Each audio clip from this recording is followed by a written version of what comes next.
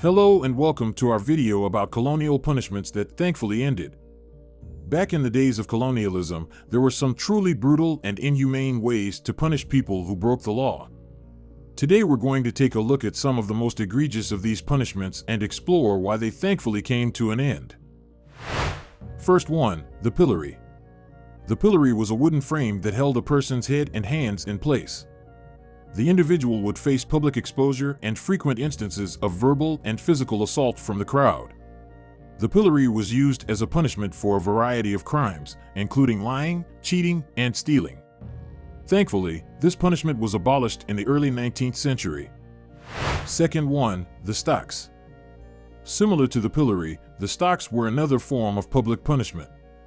The person's feet were locked in place, leaving them standing or sitting in an uncomfortable position.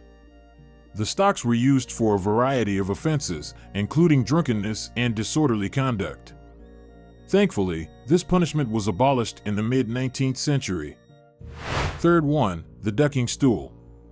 The ducking stool was a punishment specifically designed for women who were seen as nagging, gossipy, or quarrelsome. The offender would be strapped to a chair and dumped into a body of water, often a river or pond, multiple times. The idea was to drown the gossip out of them. This punishment was particularly cruel and often resulted in injury or death. The ducking stool was eventually abolished in the 18th century as society began to recognize the inherent sexism and cruelty in this form of punishment. Fourth one, the brink. The brink, also known as the scold's bridle, was another punishment specifically designed for women. The offender would be fitted with a metal mask that covered their face, with a protruding piece that went into their mouth and prevented them from speaking. The brink was used to punish women who were seen as argumentative, nagging, or abusive towards their husbands. As society started to acknowledge the intrinsic sexism and cruelty of this type of punishment, it was eventually abolished in the late 18th century. Fifth one, whipping. Whipping was a common punishment for a variety of offenses, including theft, adultery, and blasphemy. The individual who committed the offense had to endure a severe punishment which involved being disrobed and lashed either with a whip or with 9 knotted cords in public. This punishment was particularly brutal and often resulted in permanent scarring or even death. As the 19th century unfolded, society came to acknowledge the inherent viciousness and inhumanity involved in whipping, leading to its eventual abolishment. Number 6, burning at the stake.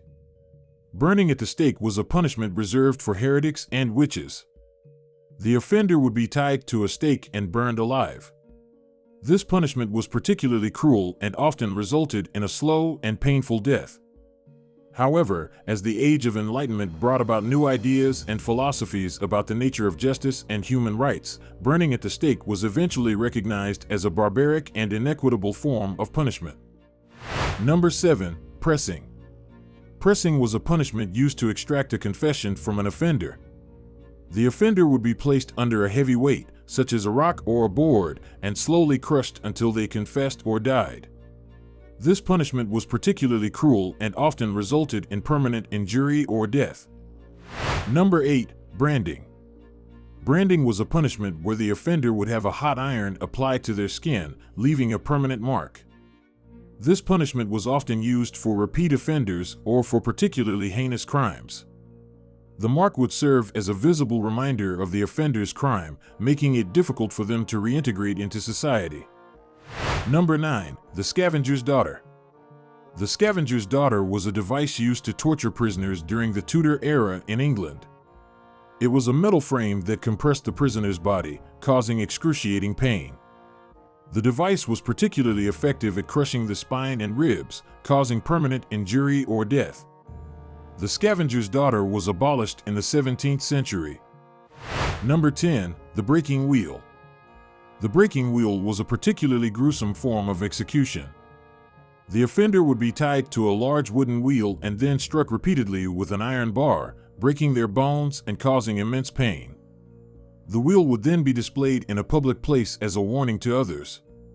This punishment was finally abolished in the 18th century. Thank you for watching. If you liked the video, you can click the thumbs up button and subscribe to our channel for more videos.